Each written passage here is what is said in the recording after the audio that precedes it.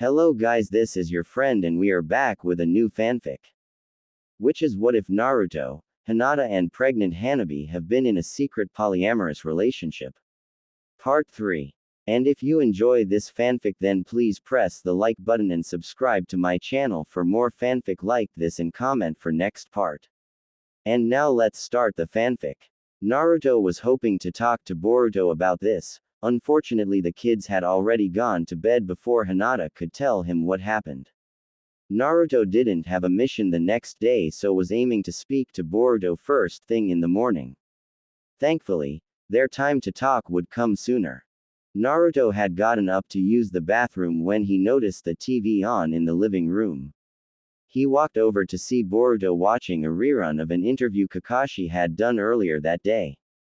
In that interview Kakashi was explaining various ways they were attempting to increase security within the village. Boruto, what are you doing up?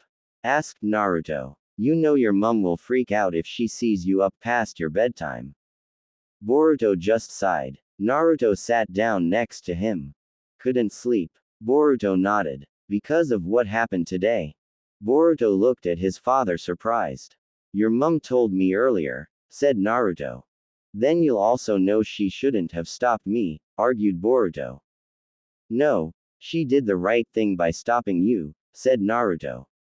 While I do think it's good to stand up for what you believe in, retaliating in this case would have only caused them to hate us more, which would have caused us more problems. Do you truly want that for us? I guess not, sighed Boruto before turning back to the TV. Dad. Yeah, why do you want to be Hokage? Asked Boruto. Naruto looked at the TV and could understand why Boruto asked that question. Because it's the biggest honor a leaf shinobi can have. Being Hokage means you're not only responsible for defending the Leaf Village, but also leading it, answered Naruto. Why would you want to lead a village that hates you? Asked Boruto. Naruto chuckled at that question. You know I'm amazed no one's asked me that question before. Boruto looked at Naruto confused. Remember how I told you I'm the Jinchuriki of the nine-tailed fox? Asked Naruto. Boruto nodded. Well, let's just say it led to me having a pretty rough childhood, laughed Naruto. Naruto then went into detail about how by being the Jinchuriki of the nine-tailed fox he had been rejected and shunned by most of the village for much of his childhood. This also meant he had no friends because although the children of the village didn't know the truth, they had been advised by their parents to stay away from him. And to answer your previous question, it became my dream to become Hokage, because not only did I want to be the strongest shinobi ever, I also wanted respect and acceptance from the village and I knew the Hokage was someone everyone respected, answered Naruto. There was actually a time when I was well on my way to becoming Hokage. After you saved the world? Asked Boruto. Yup. After everything I had done during the war, there wasn't a person alive who could say I wasn't suited for the job, said Naruto. And you threw it all away after you fell in love with 2 women? Asked Boruto bluntly. Naruto laughed. Yeah, I guess I did. Why do you find that funny? Asked Boruto. Because honestly, I have no regrets, answered Naruto. Why not? Asked Boruto. Do you remember the story of how I fell in love with both your mum and auntie? Asked Naruto. I remember you saying you didn't get much say in the matter at first and that after mum invited auntie to join your relationship it just happened, stated Boruto. That pretty much sums it up. I'm still amazed your mum was more okay with it than I was. To say she was obsessed with me growing up is an understatement, so I'm amazed she'd want to share me with anyone, especially her own sister, laughed Naruto. But making her sister happy has always been important to your mother so she didn't see anything wrong with it. Though I knew if anyone else suggested sharing me, your mother and auntie would both raise hell. What does this have to do with you having no regrets? Asked Boruto. We knew if the truth came out, people might not react well, so we actually kept it a secret at first. However, after your aunt became pregnant with Natsuko, we knew we had to tell the truth. As predicted, most people reacted negatively.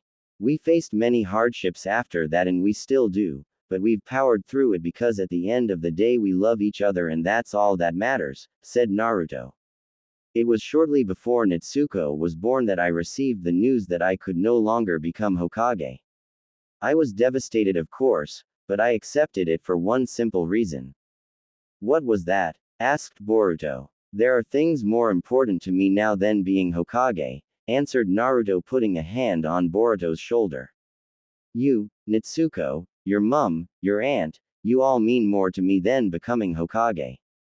While it will always be my dream, I can accept it not becoming a reality, as long as I have all of you. Then why are you still working so hard for it? Asked Boruto. Like I said, it's still my dream, and despite what they think of us, most of the village is still filled with good people and I want to do everything I can to defend and lead them, answered Naruto. Also, becoming Hokage will allow me to legally marry your aunt. I don't know if they deserve defending, spat Boruto. I know it can seem that way at times, but everyone deserves the best protection possible, which is something I can give, stated Naruto. Also, when the day comes that I become Hokage, it'll be the day where most of the village accepts us for who we are, which means things should hopefully become easier for us by then. How are you still so certain you're going to be allowed to become Hokage? Asked Boruto. Honestly, I think your aunt's more certain about it than me now, laughed Naruto. Your mum and I nearly divorced to make her an equal part of our relationship, but she shut that down instantly, as she knows there'll be a day I can take a second wife. Guess it's something all three of you want now, groaned Boruto. Yeah, I guess it is, laughed Naruto. Why all the Hokage questions anyway? Thinking of becoming Hokage yourself one day? No, said Boruto, shaking his head. No offense, Dad, but like I said, I don't think the village deserves protection from us, so why would I want to take the position as their leader? Also, I've seen old man Kakashi work and all he does is sit in an office and do paperwork all day. I don't think that's something I'd enjoy. I can understand that, laughed Naruto. Sorry to disappoint you, sighed Boruto. You haven't disappointed me, said Naruto comfortably. Just because I aim to be Hokage doesn't mean you have to. You can be any type of ninja you want, whether it be Hokage, Anbu, Jonin leader, or an academy instructor. The choice is yours. The question isn't asking what I want you to do, it's asking what you want to do.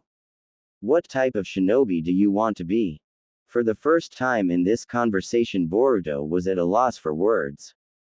I don't know, he answered. That's okay, you have all the time in the world to figure it out, stated Naruto. Just promise me you'll try to stop this mentality of, the village doesn't deserve defending. Everyone deserves defending and we need to be bigger people by providing it even if they don't treat us well. Alright, I promise, but it's not going to be easy for me to forgive them, stated Boruto. Nothing worthwhile is easy, son. I learned that lesson at a very young age and I hope one day you will too, said Naruto happily. Honestly, I still haven't forgiven them. How can I? Even after all this time, they still treat us terribly, said Boruto. Well, hopefully things will get better for us while we train at the academy, suggested Natsuko. Right, the academy, where we'll learn how to become defenders for the people who hate us just because our parents practice polygamy, said Boruto, standing up and looking at the Hokage monument. I'll do as Dad said and be the bigger person, but I'll be doing it for one key reason, stated Boruto. What's that? Asked Natsuko. To prove that I'm better than all of you, declared Boruto. Hey, what are you kids doing? Don't you know that's dangerous? Yelled a voice from down below.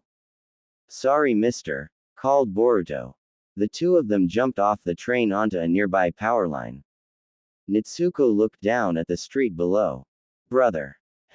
Asked Boruto, looking down in the same direction as her. They could see a group of 6 boys picking on another boy with black hair and glasses.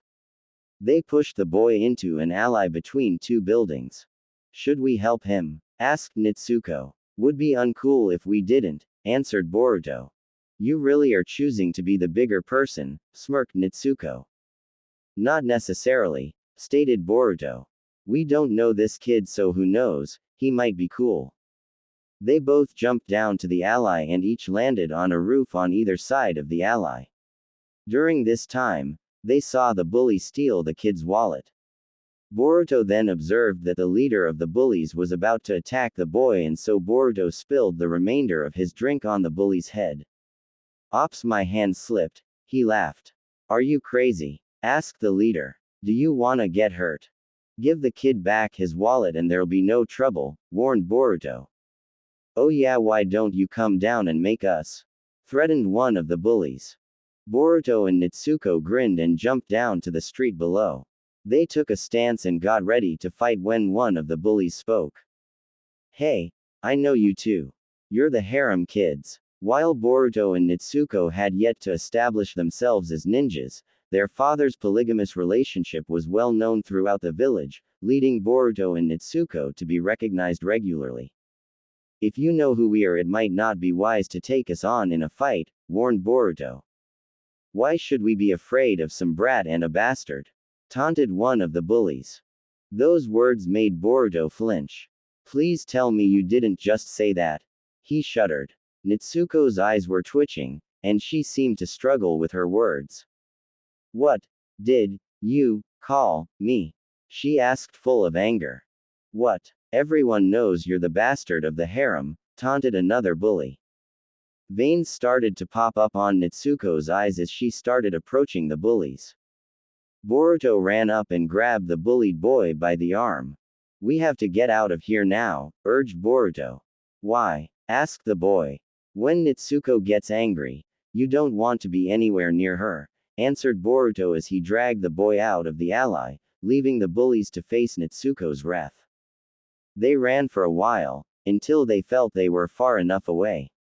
Hopefully she won't hurt them too badly and she'll catch up with us later, gasped Boruto before turning to the boy. Hey, you okay? No, I'm not, especially considering more of them will come after me tomorrow, replied the boy. Listen, you can't let guys like that push you around. You should teach them a lesson, advised Boruto. I'm not brave or strong like you or your sister, the boy replied. My name's Denki. You're Boruto, right, Naruto's son. And that was your sister Nitsuko. Yeah, I think the fact that our father's known for having 2 wives has made us more famous than normal, answered Boruto.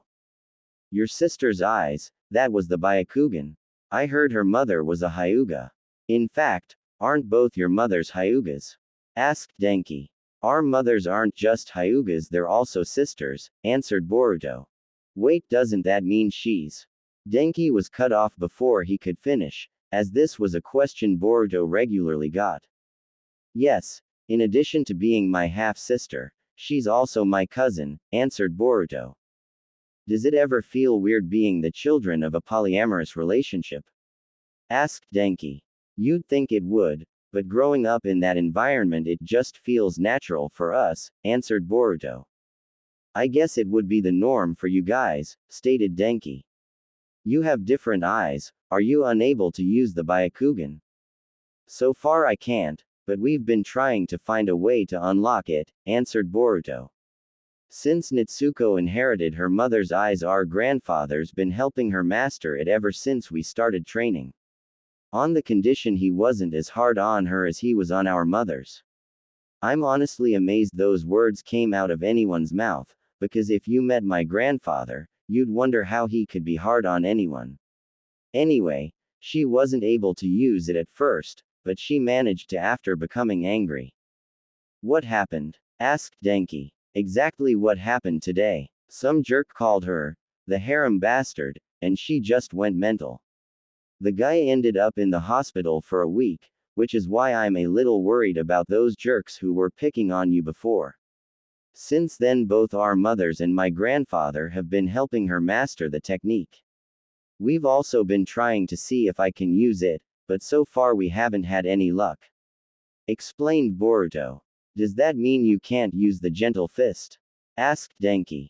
I can, but not to its full potential. Despite this, my grandfather says I'm mastering it well, answered Boruto.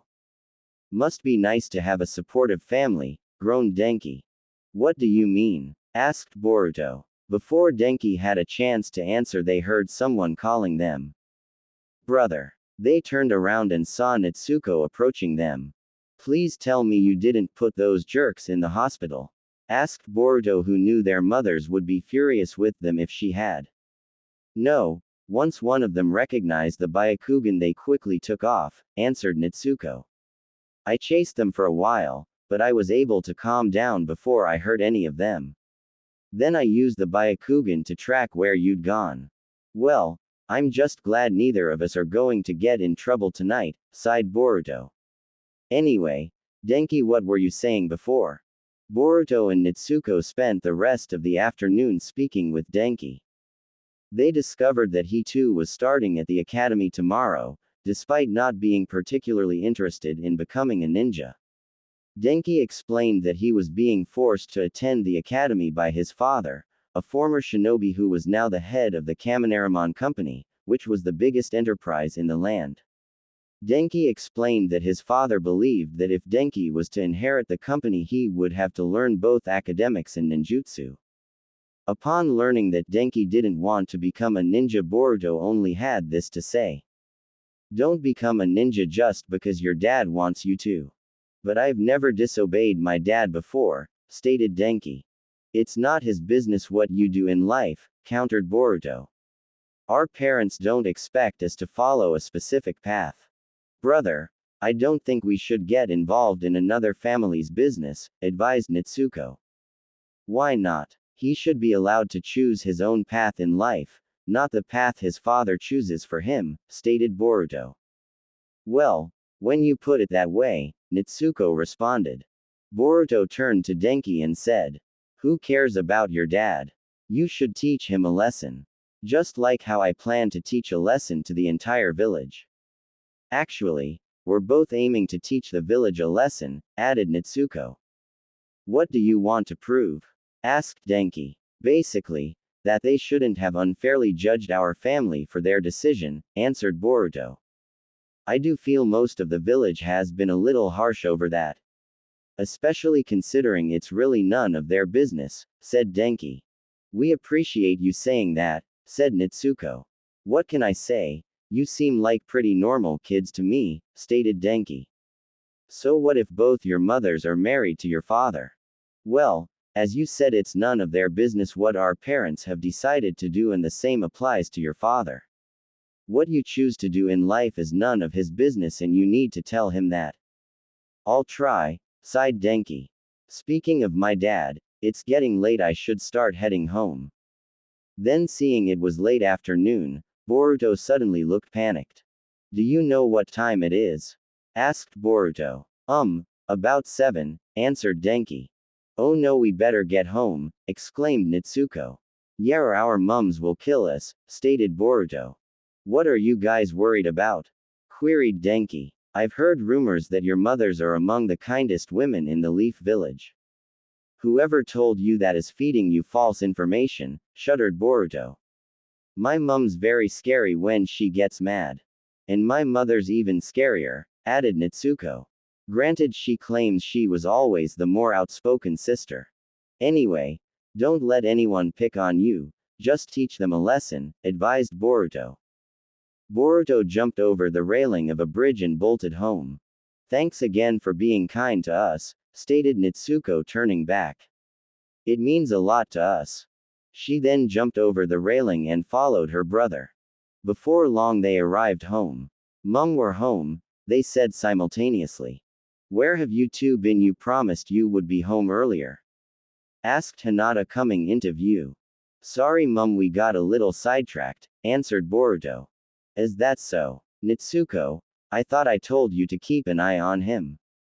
Asked Hanabi, also coming into view. Sorry Mum, but you know what brother's like.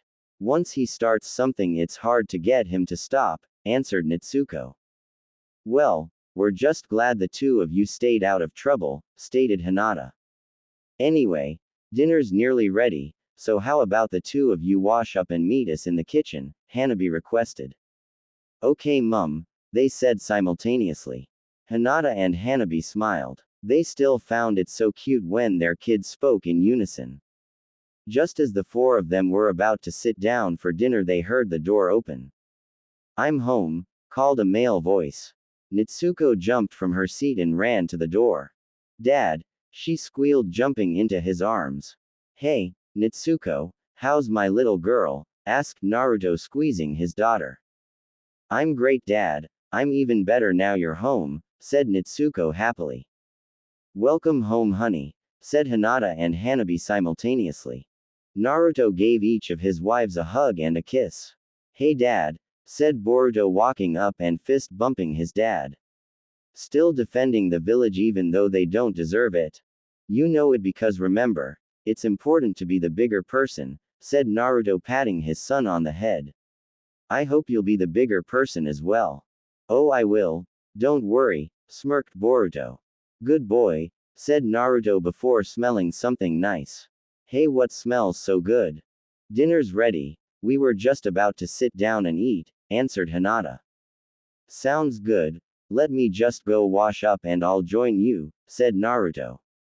I'm just glad you could be home for this, said Hinata.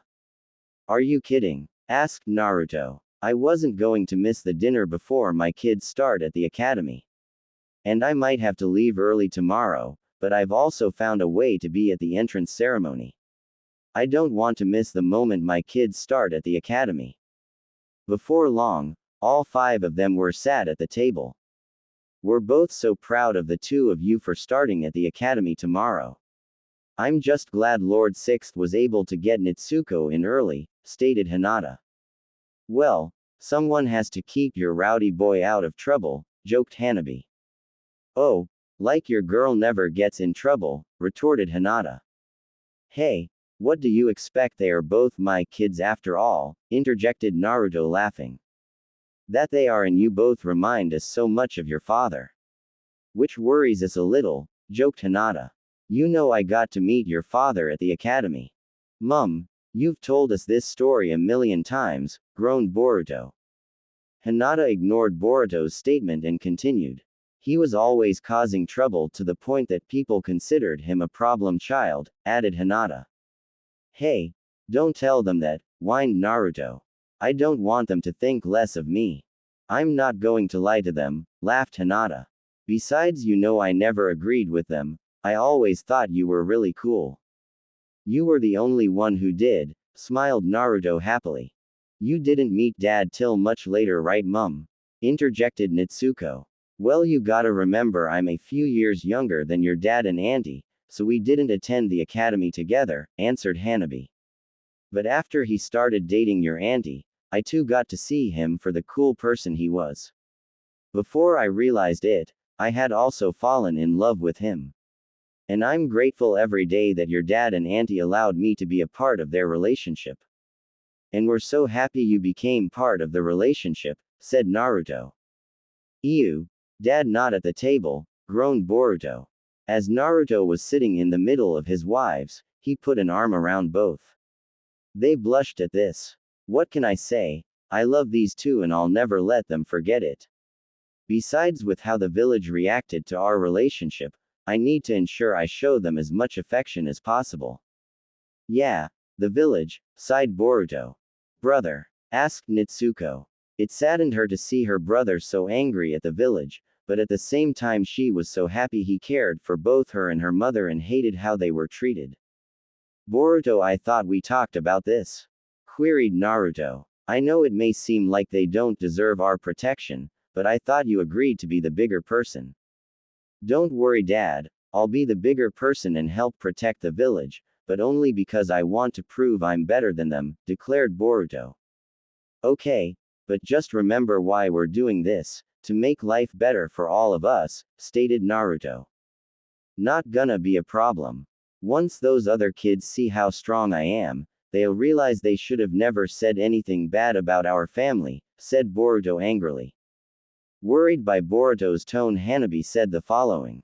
Please keep your brother out of trouble. I will, Mum, I promise, said Nitsuko. Boruto went to bed that night angry but determined. While he was still angry at the village for how they treated his family, it also fueled his desire to prove them wrong. Nitsuko went to bed that night with concern. Not necessarily for her brother, she knew his heart was in the right place and he was only standing up for them during his anger outbursts. What worried her was how the other kids would treat her. Hopefully, once she showed how strong she was, they would start treating her with more respect and realize that her home life was none of their concern. What made her most calm, however, was that her brother would be by her side, along with a few friends whose parents were friends with her own. Meanwhile, Denki was currently having a heated discussion with his father. Denki expressed how he didn't particularly want to become a ninja, but his father insisted that he had to. Denki was told that if he wanted to study what he wanted to, he would first have to prove that he was strong, and the only way he could do that was by training at the Ninja Academy. Denki left his father's office, contemplated both the words of his father and the words Boruto had shared with him earlier about teaching his father a lesson. Before Denki could decide on what he wished to do, he was attacked by an unseeable spiritual force.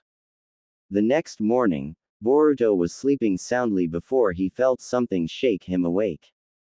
"Brother, get up," called a voice. Boruto opened his eyes and saw his sister standing over him. "Nitsuko, what's going on?" asked Boruto. "You didn't set your alarm and you overslept," answered Nitsuko. "If we don't get going now, we'll miss the entrance ceremony." "Crap," was all Boruto said before jumping out of bed. Nitsuko left the room while Boruto got ready. Their father had already left. After getting dressed and bolting from his room, Boruto took a piece of toast handed to him by Hanabi and also retrieved his school bag from Hinata. "Do you think you'll make it on time?" asked Hinata as Boruto took the bag. "Don't worry about it," Boruto responded. Boruto bolted from the house with Nitsuko following closely behind. "Brother, how could you forget to set your alarm?" asked Nitsuko. "What, are you kidding? That was my plan all along," grinned Boruto. "What do you mean?" asked Nitsuko. Boruto started jumping through the air. "The academy's gonna be a breeze, so I'm not going to worry too much about being on time," stated Boruto. "It was always my plan to sleep till the last minute, then take the train to school. I can't think of a better way to start my easy life at the academy." "I thought you wanted to prove you were better than everyone," stated Nitsuko. "I do, but that's for after we become ninja," clarified Boruto. "With everything our parents have taught us, the academy's gonna be a breeze. The only real challenge is determining how much we should upstage the other students." "And you wonder why our mothers want me to keep an eye on you," groaned Nitsuko. They both landed on a power pole and gazed at an oncoming train. "Yup, there it is," chucked Boruto, before looking down at the street. "Hey Nitsuko, look." Nitsuko looked down and spotted Denki walking down the street. "It's that boy from yesterday," stated Nitsuko. There was something different about him, however. Denki seemed to be covered in some strange purple chakra. "What do you think that is?" asked Boruto. "What?" asked Nitsuko, confused. "That purple chakra surrounding him," stated Boruto. "Brother, he's not surrounded by anything," observed Nitsuko, unable to see what her brother was seeing. Unknown to both, one of Boruto's eyes had changed in appearance. The background was black and his blue eye had become much lighter. Boruto rubbed his eyes thinking he wasn't seeing properly, but when he opened his eyes, Denki was gone. "Where'd he go?" asked Boruto. Nitsuko looked back at the street. "I don't know," she answered. "Must be taking the train like us," chucked Boruto. "You know, I think he and I are gonna get along just fine." "If you say so," stated Nitsuko. They were about to jump on the train that would take them to the academy when Nitsuko noticed something odd. "Brother," she said, tugging on his sleeve and pointing. "What is it?" asked Boruto. Boruto looked to where she was pointing and saw 3 of the boys who had been bullying Denki the day before. "What are they doing here?" Boruto queried. Before an answer could be found, they noticed the boys hop on a train carriage that shut and took off the moment they stepped on. I think we should follow them, said Boruto. But we're gonna be late for the ceremony, stated Natsuko. I know, but something tells me something bad will happen if we don't, stated Boruto. It might sound crazy, but I just feel we should follow them. Natsuko didn't want to be late for the ceremony, but she also knew her mother might get angry at her if she let Boruto get into trouble. Alright, but as soon as it's resolved we go to the academy, said Natsuko. Yeah, whatever, responded Boruto. The two of them ran after the train and jumped on the roof before it got away. Inside, the bullies heard a voice speak. You guys are so simple. Denki, the leader said, recognizing the voice. They walked into the next carriage and found Denki. What are you thinking? Stop this, demanded the leader. What's going on? Denki went on to explain that they were on one of his father's prototype trains. It was one that included several defectives, so it wasn't in use with the other trains. As Denki said this, a piece of the carriage's roof flew off. Denki continued his explanation by telling them that there was another defective train car on the same rail track. No one was aboard this train, and it was set on a collision course with the current train. You're kidding, right? Was all the leader bully could say in response. Stop this, said a voice from above. Boruto and Natsuko jumped down from the roof below to confront Denki. Why are you two here? Asked Denki. When we saw the train take off, we had a feeling something bad would happen, answered Natsuko. Aren't you supposed to be going to the entrance ceremony? Asked Boruto. Who cares about that? Answered Denki. I'm going to prove to my father that I am strong. Don't you think this is taking it a little far? Asked Natsuko, who was worried by the situation. No, I have to gain his approval, answered Denki.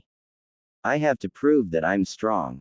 As Denki said this, Boruto briefly saw him covered with the same purple energy he'd seen before. He quickly shook it off as there were more important things to worry about. You need to stop this, demanded Boruto. Then make me, dared Denki. The first rail switch is coming. Hearing this, Boruto ran to the window to look for the rail switch. Upon finding it, he opened the window and threw a kunai in an attempt to change the track. Sadly, the knife was a little off. Damn, groaned Boruto. Maybe I should have done it, added Natsuko. Because she had the Byakugan, Natsuko was a better aim than her brother.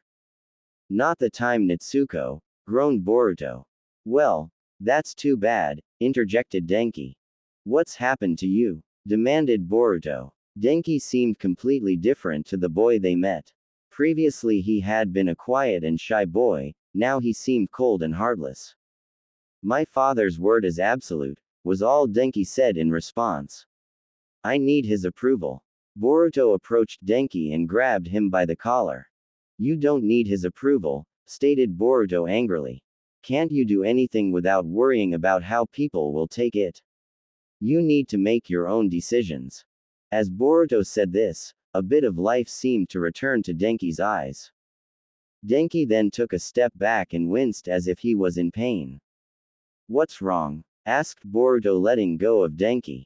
Hey, called one of the bullies, catching Boruto's attention. The train's coming.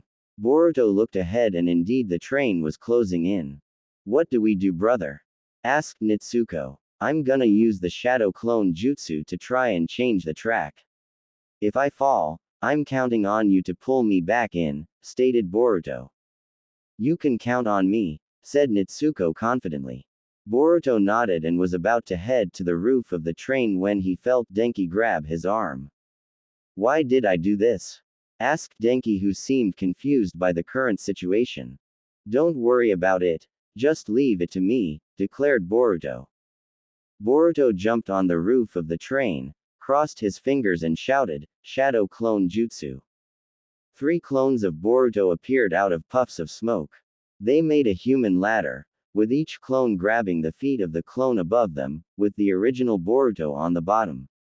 Boruto attempted to swing his clones towards the track but slipped and started to fall. Brother, called Natsuko. Without thinking, Natsuko crossed her fingers and yelled, Shadow Clone Jutsu. Nitsuko also made 3 clones of her own, made a human ladder and caught her brother before he hit the ground. Seeing the bravery of the siblings, the purple energy left Denki's body, snapping him back to reality. Using all his strength, Boruto swung his clones at the rail switch. This ensured the train they were on changed tracks and allowed them to pass the oncoming train without colliding. Boruto let go of his clones and they disappeared. Nitsuko, pull me in, ordered Boruto. I'm trying, stated Nitsuko.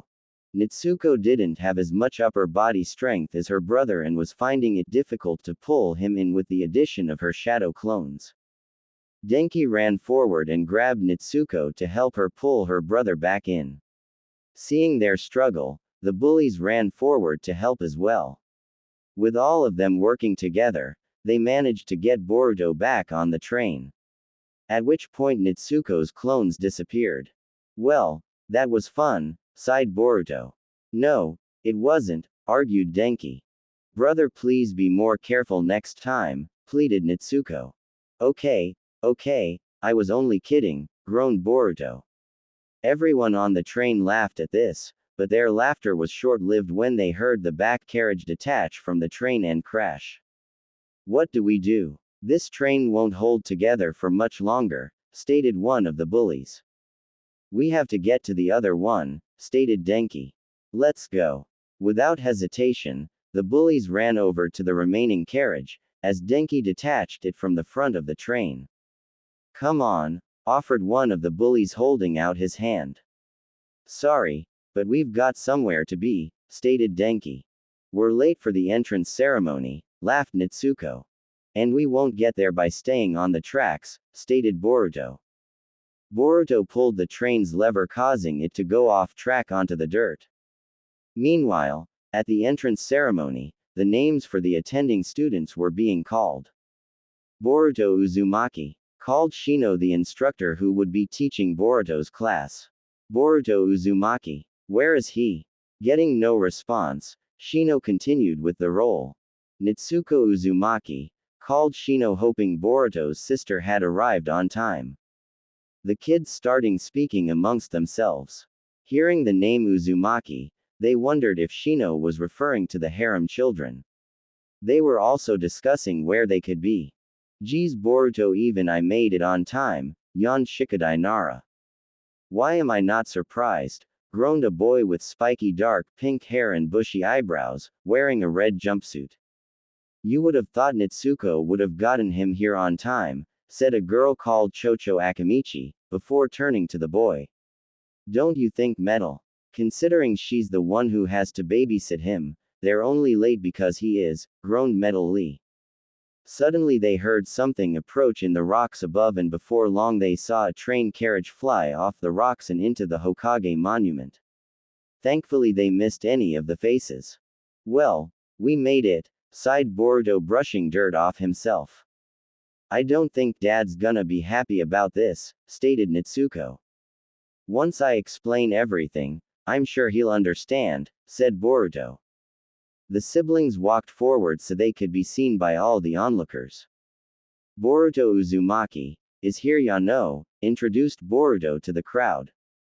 Sorry we're late, added Nitsuko, embarrassed by her brother's antics.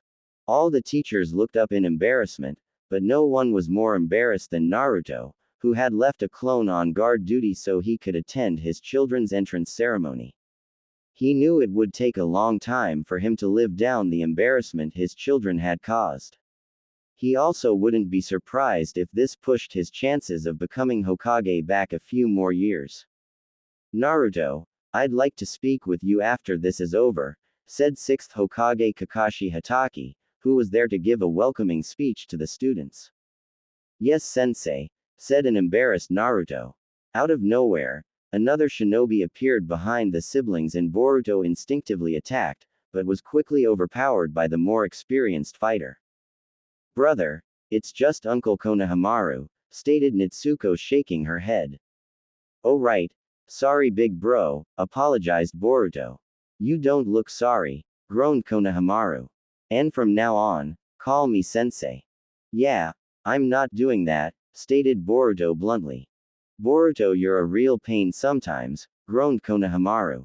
Agreed, one you shouldn't have to deal with, said a voice. They turned to see Naruto had also jumped upon the wreckage.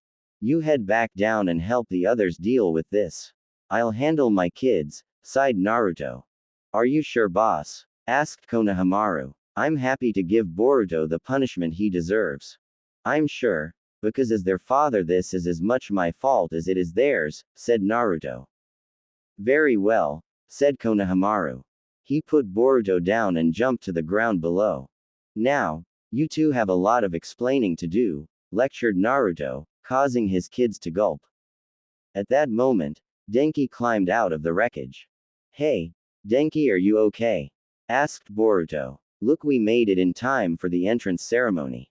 Who is this? Demanded Naruto. Did the two of you put another kid in danger? So what? We're fine, stated Boruto. That's not the point, snapped Naruto. Why did you do this? Boruto, I know you hate the village for how they treat us, but I thought you agreed to be the bigger person. And Nitsuko, I could see Boruto doing this, but I expected better from you. This has nothing to do with how the village treats us, argued Boruto. Then what is it about? Because I know you wouldn't do something this extreme without a good reason, stated Naruto. Boruto glanced at Nitsuko and Denki before looking back to his father. I promise to tell you everything, but you have to promise me something first, said Boruto. Naruto crossed his arms. I'm listening. Promise me that Nitsuko and Denki won't be punished. This was mostly my fault, and I deserve to take the blame, stated Boruto. Brother, interjected Nitsuko. You already deal with too much from the Leaf Village, you shouldn't have to deal with extra problems because of this, whispered Boruto. As for Denki, something tells me he wasn't himself, so he shouldn't have to face consequences. Are you sure? Whispered Nitsuko. I'm sure, whispered Boruto. Okay, conceded Nitsuko. Boruto turned back to his father. Those are my terms, Dad, accept them or I don't tell you anything. Naruto was surprised by this. He was still embarrassed by his son's actions, but he couldn't help but also feel pride over him standing up for those he cared about. All right, I promise that you'll be the only one who gets punished, said Naruto. But before you tell me anything, let's get to solid ground, it's not safe up here. They all jumped down to the ground below, allowing others to come and remove the train from the monument. Boruto told his father everything. How he had met Denki the day before and how today he had seemed like a completely different person. Like he was possessed. He also mentioned the purple chakra he saw, but also stated that he was the only one who had seen it. Naruto asked if Boruto hadn't just been seeing things, but Boruto followed this up by saying he had seen it more than once. He couldn't explain how, but only he had been able to see it. Naruto knew Boruto wasn't one to lie, so despite the lack of facts he felt this was worth investigating. Because of his actions, Boruto ended up suspended for 2 weeks. In the meantime, he would be homeschooled by his mother so he wouldn't fall behind. Nitsuko tried to argue that she too should be suspended as Boruto's co-conspirator, but Naruto kept to his promise and ensured that Boruto was the only one to be punished. Instead, she was instructed to attend the academy as planned, as people felt it was best for her to be away from her brother's influence for a while. Once the incident had been cleared up, Naruto headed to the Hokage's office. Sensei, may I come in? Asked Naruto, peeking his head through the door of Kakashi's office. Yes, please come in, sighed Kakashi. Your kids have caused a lot of problems for me today, Naruto. You think you got problems? I've been spending the last 12 years trying to rebuild my reputation and something tells me this was a huge setback, groaned Naruto. It was. Not only do people now think you're disgusting for having 2 wives, but they're also questioning your abilities as a parent, stated Kakashi. Geez, am I ever going to catch a break? Even after I saved the entire world, people still pick at everything I do, sighed Naruto. I understand your frustration. Unfortunately, All it takes is one scandal to ruin someone's reputation, said Kakashi. Yeah, but it's not like I did anything illegal or immoral. I'm not saying I deserve 2 wives because I saved the world, but you'd think that fact would be enough for people to let it slide, stated Naruto.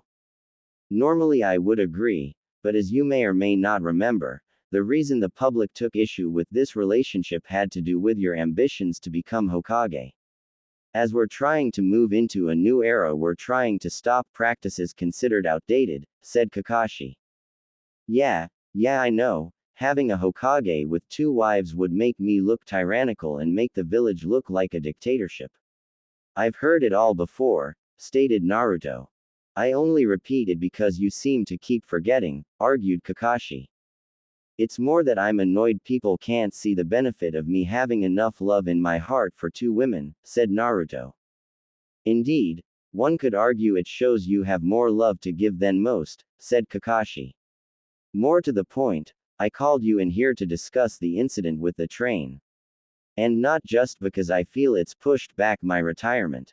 I also feel this has further decreased my chances of becoming Hokage, but more to the point, Boruto didn't do this because of his hatred for the village, said Naruto. Kakashi looked at Naruto curiously as his former student told him everything Boruto said about the incident. You think this is worth investigating? Asked Boruto. Maybe not yet.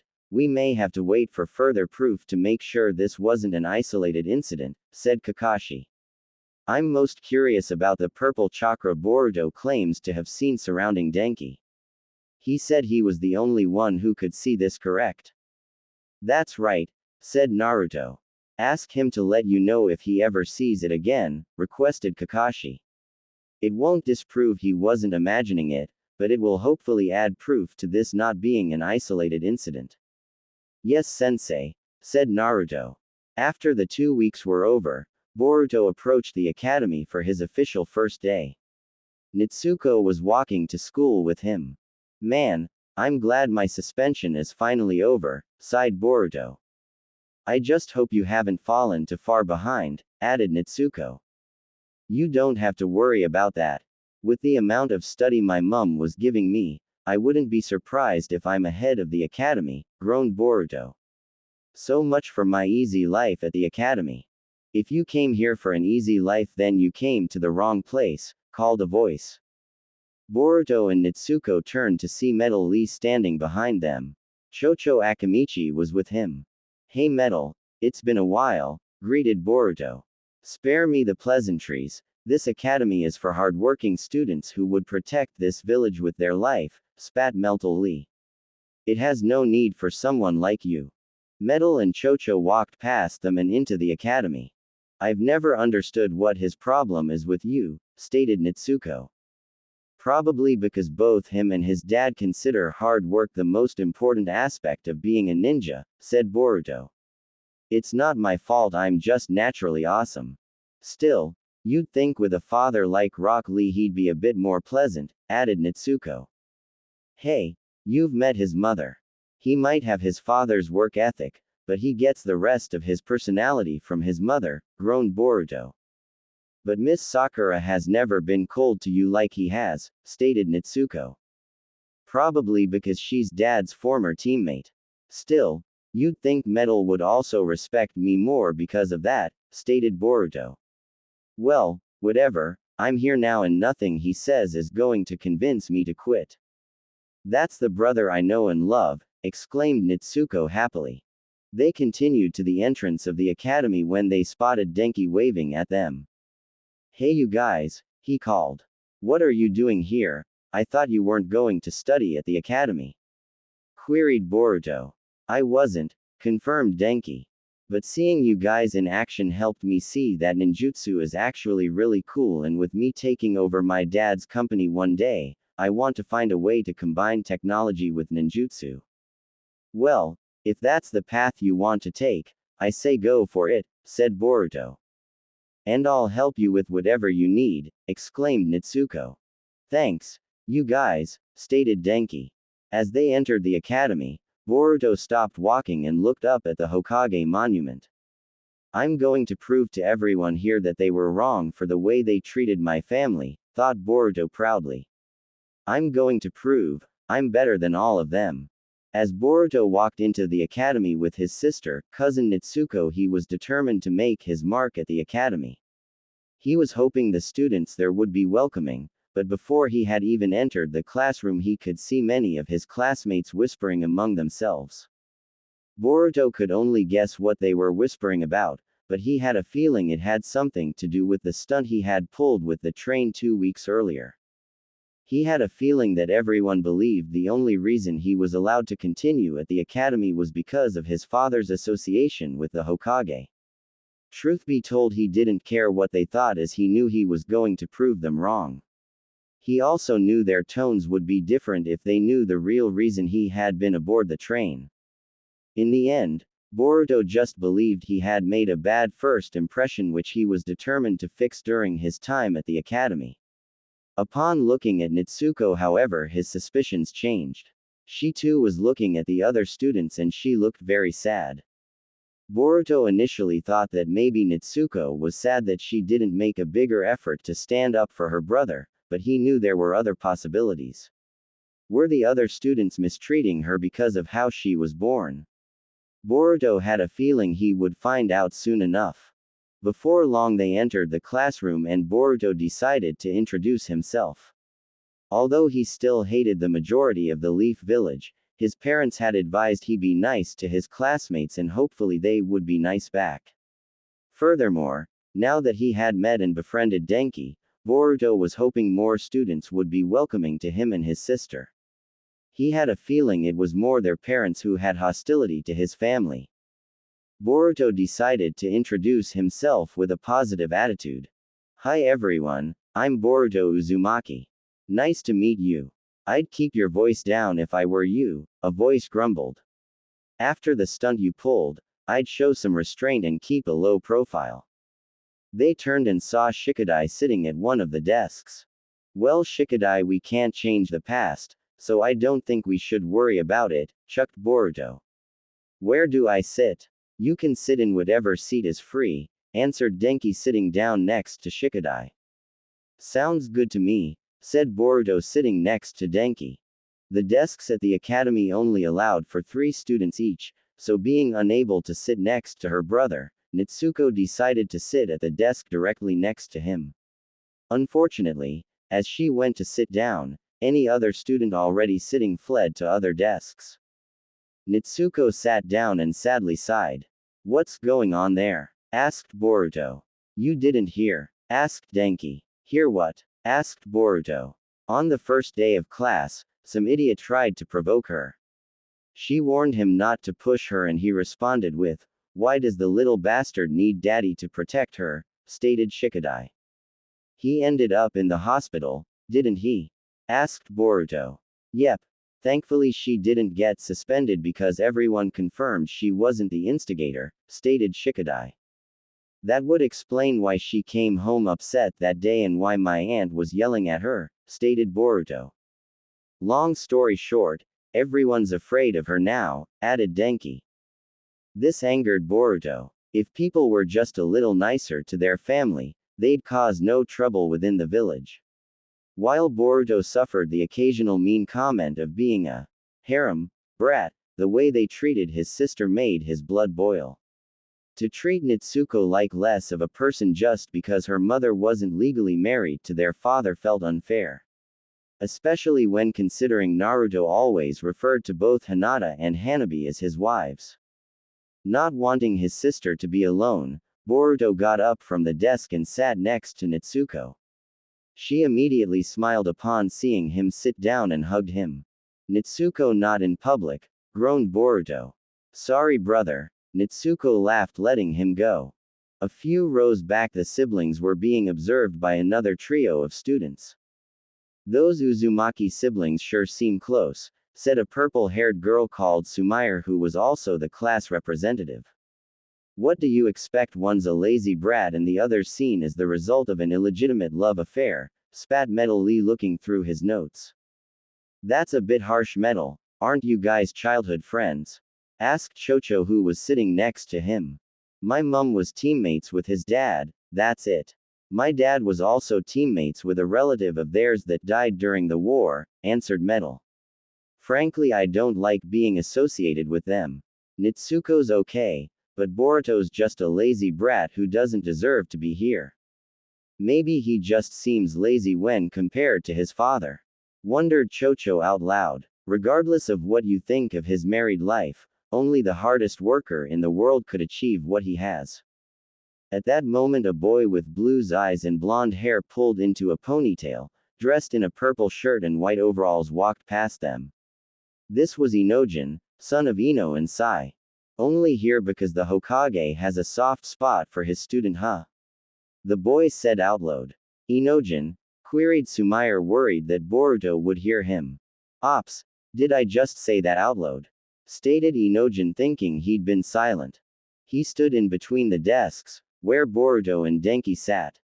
Inojin, that was rude, take that back, ordered Shikadai. Sorry, I wasn't meaning to be rude, apologized Inojin. But that's just what everyone's been saying. Let's face it, if anyone else had caused that runaway train, they would have been expelled for sure. It wasn't brothers. Nitsuko trailed off as Boruto put a hand on her shoulder and shook his head. Inojin, you know that's not what happened, interjected Shikadai.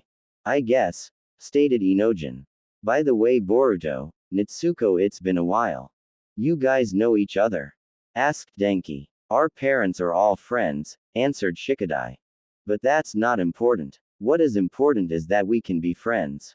Right, Inojin? Queried Boruto, holding out his hand to shake. Inojin's parents had always supported the Uzumaki family, so Boruto was hoping he'd be more welcoming. Without hesitation, Inojin slapped his hand away.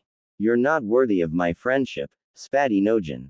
But my father always tells me it's important to keep a lady company. And my mother tells me it's important to be a good role model. So, I think I'll sit with the two of you to ensure your sister has a good influence to counteract the bad. Brother isn't a bad influence, stated Nitsuko. You only say that because you love him, argued Inojin. At that moment, the door opened, and the instructor Shino walked in. The class stood in respect for their instructor. Before either could object, Inojin stood next to Nitsuko. Classes went on like normal for the day. This eventually led to an obstacle course that would allow them to test every student's basic strengths and weaknesses. To the surprise of many, Boruto was outstanding. He completed the course with not only great speed, but also with great ease. Nitsuko did nearly as well. Boruto, you're amazing, called Denki, running over with a computer. Your time was the second best in the entire class. And Nitsuko, you're only 2 places behind him in fourth. What? I'm not at the top? Asked Boruto, completely ignoring Denki's compliment. Boruto looked at the computer to read the name placed above his. It read Iwabe Ueno. He could also see Nitsuko had placed just below Metal Lee. So where is this guy? Asked Boruto, looking around. I don't think he's here today. Though that doesn't surprise me, he's constantly saying he shouldn't have to waste his time with amateurs like us, answered Denki. Boruto turned to Nitsuko. Do you know who this guy is? I've seen him around, but he doesn't seem like a very nice boy. In fact, he looked at me with more disgust than I've ever seen before, answered Nitsuko. Nitsuko was used to getting disgusted looks from the other villagers, but the way she talked about Iwabe made Boruto fear that he'd looked at her the worst. Before long, the lunch bell rang and Boruto, Shikadai, Denki and Nitsuko headed back to the classroom to eat. Man, I'm hungry, said Boruto. That's one trait you definitely got from Dad, laughed Nitsuko. Yeah, groaned Boruto. They saw another group that consisted of 3 other boys. Hey, are you guys having lunch? Mind if we join? Requested Boruto. Sorry, we're going to the rooftop, said the largest of the 3 boys. You should go quickly too, said another boy. Without explaining why, the 3 boys bolted out of the classroom. What's their problem? Wondered Boruto. Well, whatever, let's eat. Go somewhere else, called a voice. You're bothering me. The four of them looked around the classroom until they spotted an older boy who had sat up. I'm using this room right now, the boy added. Who's this guy? Asked Boruto. That's Iwabe, the boy we were telling you about before, answered Natsuko. The one who got the top score on the obstacle course? Asked Boruto. Yeah, but he's also referred to as Iwabe the Repeater, added Denki. They call him that because rumor has it, he failed the graduation exam twice, interjected Shikadai. No wonder you're the best at the obstacle course, laughed Boruto. Nice to meet you. Don't get friendly with me. You, filthy little harem brat, spat Iwabe.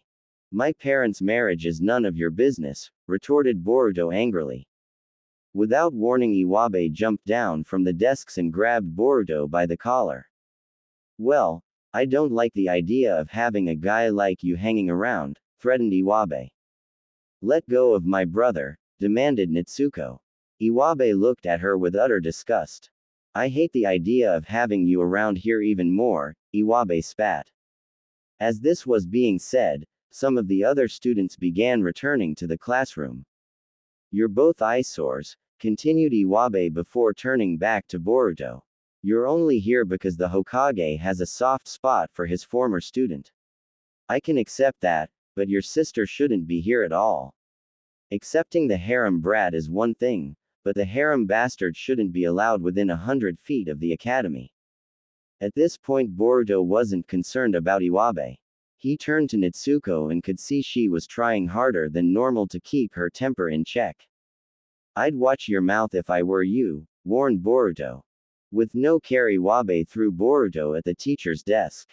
Like I care. You're not even worth my time. Your threats mean nothing to me, spat Iwabe. It's not me you should be worried about, retorted Boruto looking at his sister. Everyone's attention went to Natsuko, who seemed to be using all her willpower to stay calm. What? Do you have a problem with being called a bastard?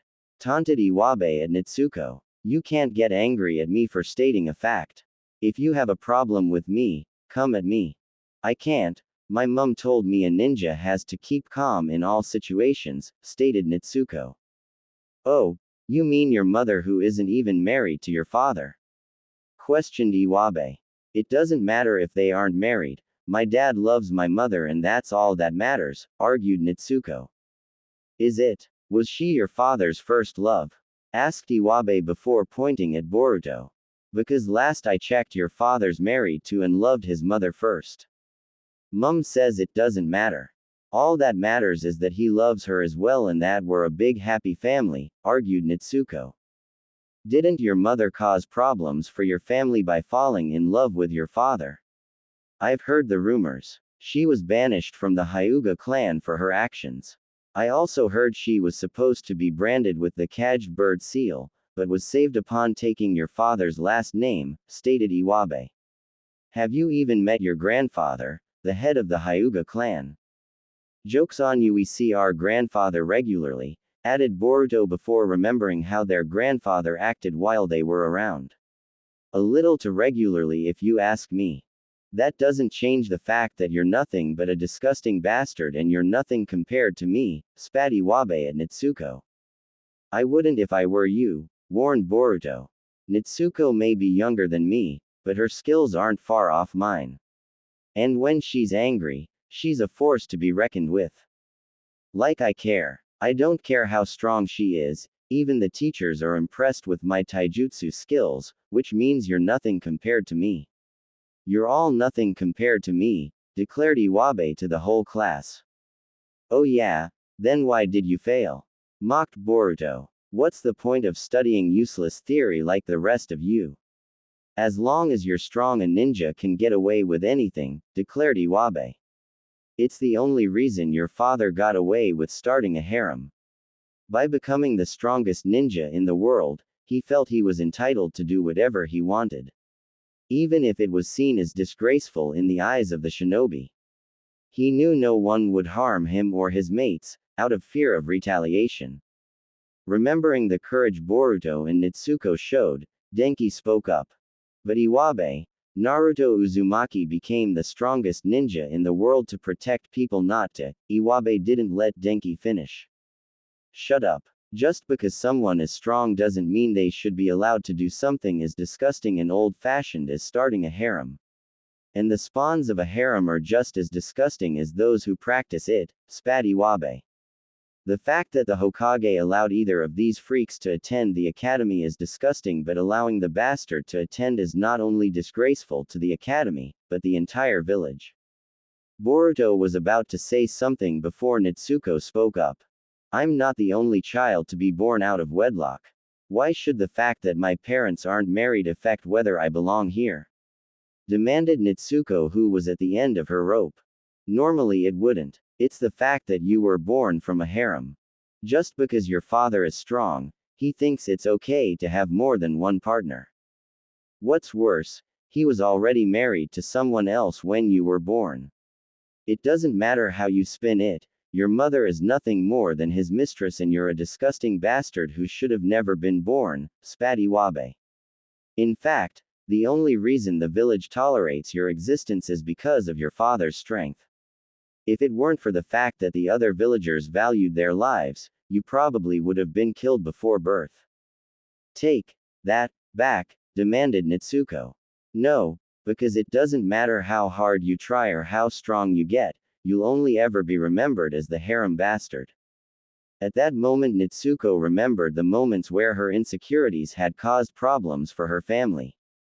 The first happened a few years ago, where she had unlocked her Byakugan out of anger. A younger Natsuko was sitting in the hospital waiting room, crying as her three parents were talking to the parents of a patient. It had all happened so suddenly that Natsuko could barely remember what happened. Her mother and aunt had taken her and her brother to play in the playground. Sakura and Tamari were also there, having brought Metal and Shikadai. They had been playing tag with Natsuko being it. She had been struggling to catch her brother, and she knew Metal would be impossible to catch. She'd opted against going after Shikadai, as he just sat down most games and refused to move. Natsuko was in the process of chasing her brother. She'd nearly caught him, but he took a quick turn, causing her to tumble and run into an older boy. Sorry, said Natsuko, regaining her footing and bowing. The older boy initially appeared to shrug it off, but once he looked at Natsuko his expression changed. While he had never interacted with the Uzumaki family himself, they were well known throughout the village and most recognized them instantly. It was also well known that the bastard of the family had the white Hyuga eyes that lacked pupils, spiky brown hair and whisker marks. While many people had come to accept Naruto's polygamous relationship over the years, there were a few who still looked at it with disgust. They were particularly disgusted by Natsuko, as she was seen as the illegitimate child of Naruto's mistress. Aren't you the harem bastard? The boy spat. Natsuko had heard the whispers about her from others and was aware what the term bastard meant, but at this moment it only upset her as opposed to making her angry. I would prefer it if you didn't call me that, she requested. My name is Natsuko. And I should care because. The boy spat. My parents told me the only name you're worthy of is harem bastard. I'll call you bastard for short. Natsuko had a feeling there was no reasoning with this guy, so she turned to leave. The boy stopped her by grabbing her by the shoulder. Did I say you could leave, bastard? He demanded. I asked you nicely not to call me that, squeaked Natsuko. Why shouldn't I? Your mum and dad aren't married, so it's what you are, he retorted. Dad told me it doesn't matter that he and my mum aren't married, she's still his wife, stated Natsuko. No, she isn't. At best, she's his mistress. In fact, my father said something that perfectly described her. Naruto's personal. Natsuko didn't know what meant, but she didn't like the sound of it. Don't you dare insult my mum, demanded Natsuko, getting angry. Why? Will she hurt me if I do? Teased the boy. Does the bastard need that to come protect her? At that point Natsuko lost all self-control. She failed to recognize her sight changing as veins started to pop up around her eyes. The next thing she knew, She was being held back by her brother and Metal Lee, and the boy was lying in front of her out cold. Her aunt and Sakura were checking to see if the boy was okay, while her mother was arguing with who Nitsuko could only assume was the boy's mother. Nitsuko couldn't believe it. Had she just attacked someone in blind rage? Seeing Nitsuko had calmed down, the boy's mother started yelling at her for what she'd done, and Hanabi stepped in between them to defend. Nitsuko, however, wasn't paying any attention to what was being said, as she was still trying to figure out how she had done what she did. Before she knew it, she was sitting in the hospital waiting area. Her brother had been sent to spend the night with their grandfather. Her father had arrived, and all three of her parents were now arguing with the boy's parents. While hospitals were supposed to be kept quiet, the boy's parents were so enraged, Nitsuko could hear everything that was being said. The more she heard, the harder she cried. "This is unacceptable. Because of your daughter, my boy may be permanently injured," cried the mother. "While I can understand wanting to teach your kids how to fight at a young age, that girl is completely out of control. I want her banned from ever becoming a ninja." Normally Naruto would become enraged at someone threatening his children, but he knew that if he retaliated it would only make things worse for him and his family. Kakashi also advised that it would become harder to defend him if he kept doing stuff to anger the public. Therefore, using all the energy he could, Naruto stayed calm. "I understand you're upset over your son being hurt, but did you ever stop to hear Nitsuko's side of the story?" queried Naruto. "Why should we? Our boy's an angel. He'd never instigate a fight, unlike your bratty daughter," she accused. "What did you say?" demanded Hanabi before Naruto put his arm out to stop her. Hanabi was very quick to defend her daughter. "Hanabi, why don't you tell them what Nitsuko told you?" requested Naruto. Hanabi nodded her head and calmed down. "Nitsuko says she can't really remember what happened, but she claims your boy was insulting and threatening her," stated Hanabi. "Apparently, he was calling her the harem bastard. Now tell me, where did he learn that behavior?" "You can't blame us for that," interjected the father. "Everyone whispers that around the village. He could have picked it up from anyone." "What about calling me Naruto's personal?" queried Hanabi. The parents looked at each other, knowing they'd have difficulty talking their way out of this one. "At least we're raising our boy right," spat the mother. "We're raising him to know it's wrong to sleep with your wife's sister and impregnate her." Naruto groaned at this. Despite their relationship being public for many years now, many closed-minded villagers simply believed that Naruto had had an affair with Hanabi around the time of Nitsuko's conception and refused to believe she was his wife. "That doesn't give you the right to teach your son to treat my daughter like trash," stated Hanabi. "How Nitsuko was born is none of your concern."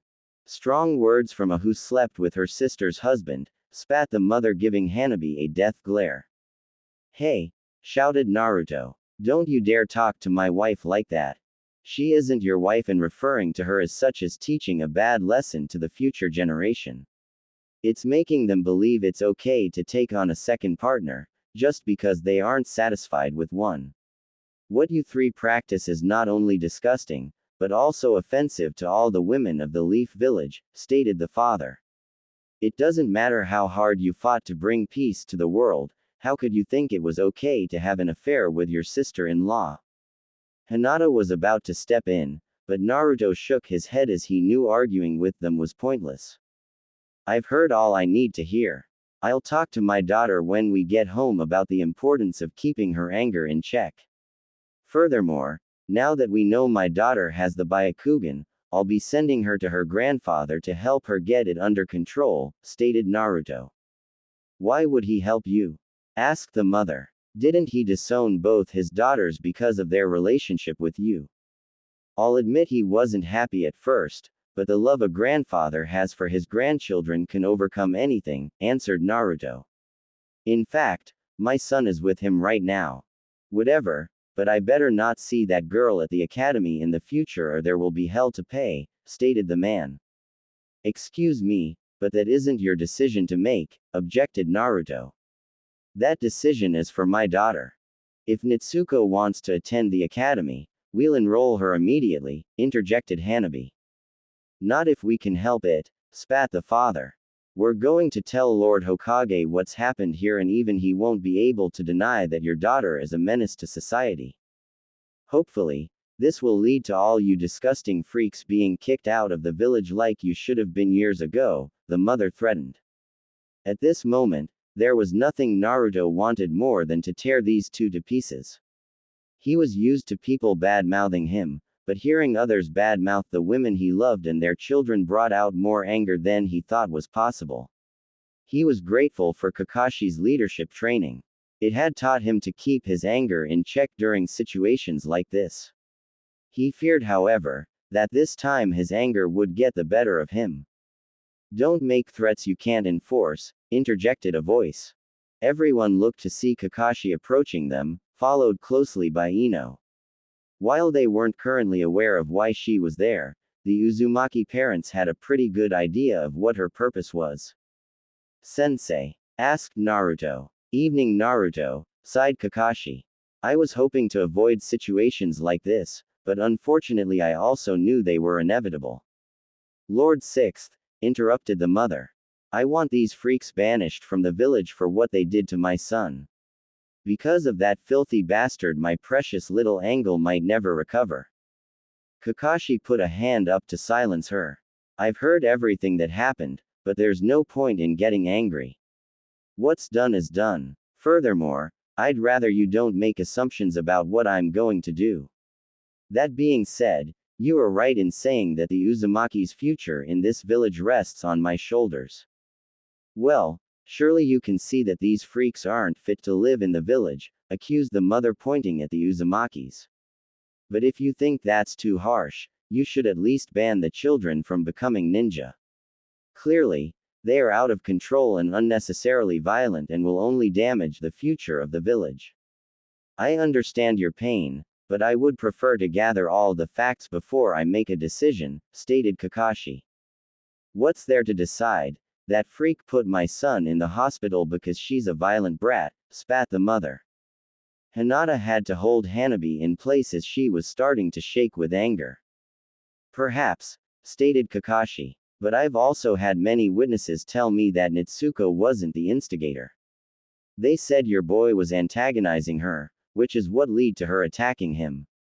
Well, whoever told you that was lying, declared the mother. My son would never antagonize someone without good reason. Lord Sixth, please see reason, interjected the father. I know you have a soft spot for your former student and want to support him despite his decisions, but you can't just excuse that girl's behavior without any proof. You can't call yourself a leader if you're biased in your decisions. I never said I was, stated Kakashi. I gather facts before making decisions. Thankfully, I sent for someone who should be able to shed some light on the situation. He then turned to Ino. Allow me to introduce Ino of the Yamanaka clan. As you know, her clan specializes in mind-related techniques, and she's agreed to do a mind walk of Nitsuko's memories to see who is telling the truth about today's events. Explained Kakashi. What will that prove? Spat the father, crossing his arms. By reading Nitsuko's mind we should be able to discover who's at fault. Interjected Naruto. That won't prove anything. That filthy bastard is clearly remembering things wrong, so we won't know the real story if it's shown from her perspective, claimed the mother. While Naruto was annoyed by this, Kakashi had a solution. Very well, what if we performed the mind walk on your son? Queried Kakashi. This infuriated the parents. Are you insane? Our son is lying there injured and unconscious, and you want us to let this woman scan his mind just to see if he bullied that girl? Asked the mother. Not that it would do you any good. All it would prove is that my boy was injured for no good reason. If you've got nothing to hide, I don't see what the problem is. Questioned Kakashi. Fine, perform the mind walk. All it will prove is that that girl's a monster who should be kept away from others, spat the father. Would the mind walk even work on someone who's unconscious? The mother smugly asked. Actually, It will be easier for me to do the technique on someone who's unconscious, added Ino, who was also getting annoyed by their attitude. Then go ahead. All it will prove is our son's an angle and that girl is a brat, spat the mother. Naruto, Ino and the boy's parents headed into the boy's room. Hinata and Hanabi were about to follow when the boy's mother stopped and glared at them. I don't want that anywhere near my son, the mother spat at Hanabi. Do not talk to my wife like that, growled Naruto. Naruto, lectured Kakashi. Sorry sensei, but I have to say this, stated Naruto before turning to the parents. You might not view her as my wife, but I do, and you'll treat her with respect. That being said, Hinata, Hanabi, maybe it would be best if you wait outside. I agree, said Hinata. Hanabi wanted to protest, but Hinata gave her a look that said it would be better to let Naruto handle this. In the end, Hanabi nodded and agreed to wait outside. It was at times like this, Hanabi was glad to have Hinata and Naruto around. Had she been forced to confront these parents on her own, she likely would have done something she'd regret. The rest of them entered the room to find the bully bandaged up and unconscious. Without another word uttered, Ino stepped in front of the boy, put her hands in front of his head and performed her mind walk jutsu. Everyone was quiet for a few minutes as Ino read the boy's memory. Eventually, she finished and turned to face the crowd. So, you can prove that little bastard is lying, and my angel did nothing wrong? Asked the mother smugly. Ino took a breath before answering. While she hadn't approved of Naruto's relationship at first, she had come to accept it and held no ill will against Naruto, Hinata, Hanabi or their children. Ino particularly hated it when people were disrespectful to Natsuko, because she knew that at heart Natsuko was a kind, sweet girl. She remained professional and answered as calmly as possible. No, in fact all it's done has confirmed Natsuko's story. He was provoking her and eventually she snapped. She even tried to walk away, but he wouldn't let her. Oh, please, how do we know you're telling the truth? Spat the father. You could just be making that up. Ino turned back to the bully and placed her hands on his head again. Put your hands on my back, requested Ino. Why? Asked the mother. If you think I'm lying I can show you the truth, answered Ino. The parents walked up and placed their hands on Ino's back. Ino activated her jutsu again and all three of them were transferred into the memories of the bully. From here they were able to see that Natsuko had in fact been telling the truth, the bully had been the instigator and Natsuko had even tried to walk away before the situation escalated. Ino stopped the memory just as Natsuko was about to attack the bully and they all came back to reality. There, now do you believe your son was the one at fault? Asked Ino. Of course we don't, spat the mother. I literally showed you his memory of what happened. What more do you want? Groaned Ino. I don't think that was his real memory, stated the mother. You only showed us what you wanted us to see. What? Asked Ino confused. Don't play dumb with us, spat the father. Did you really think we don't know who you are? We know you went to the academy with Naruto and you're friends with him, his wife and his mistress. You obviously altered my son's memory to keep the bastard out of trouble. Are you questioning my integrity? Demanded Ino, hands on her hips. Ino, that's enough, interjected Kakashi. They might not believe you, but I do, and I've heard all I need to know who the real victim is. In light of this, I've come to the following decision. Not only are the Uzumaki family still allowed to remain in the village, but their daughter Natsuko Uzumaki is still permitted to attend the academy if that is the path she chooses to take. Lord Sixth, that is unacceptable, growled the mother. I wasn't finished. You best hope your son had no ambitions to be a ninja, because based on his actions I've decided he's the one who isn't worthy of being one. Your son is forbidden from attending the ninja academy and is prohibited from even practicing jutsu within the village. The parents were speechless from this. You can't do that, argued the mother. Oh, but I can. As Hokage I must do what is in the best interests of the village. And I know the last thing we need is people like your son defending the village, stated Kakashi. And just so you know, you can ask any member of my clan, and they'll tell you the exact same thing I did about your son's actions, added Ino. Ino, Naruto and Kakashi were about to leave, but the parents weren't finished. You haven't heard the end of this. You may be the Hokage, but the other village leaders can have you removed from office if they deem you unfit for leadership, stated the father. And based on the biased attitude you showed today, you can't be trusted to properly punish the people you're close to. The Hokage needs to be fair to all the villagers, which you can't be trusted to do. Naruto turned back to the parents. While he still appeared calm, he was now so angry his eyes had gone red. Kakashi would normally stop Naruto when he was like this, but this time he let it slide as he had a feeling the bully's parents were about to learn a lesson they'd never forget. You're the ones who treat others unfairly, growled Naruto. Ever since I arrived, all you've done is insulted me, my children and the women I love.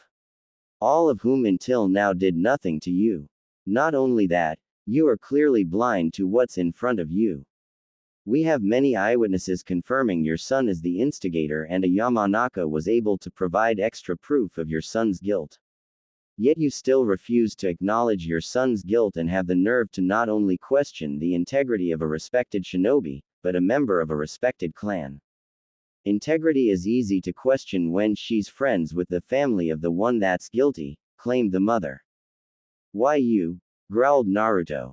Naruto, that's enough, interjected Kakashi. You're angry and not thinking straight. Let me handle this. Naruto took a breath and calmed down. No wonder those kids can't control themselves. Their father needs people around to stop him from being violent, stated the mother.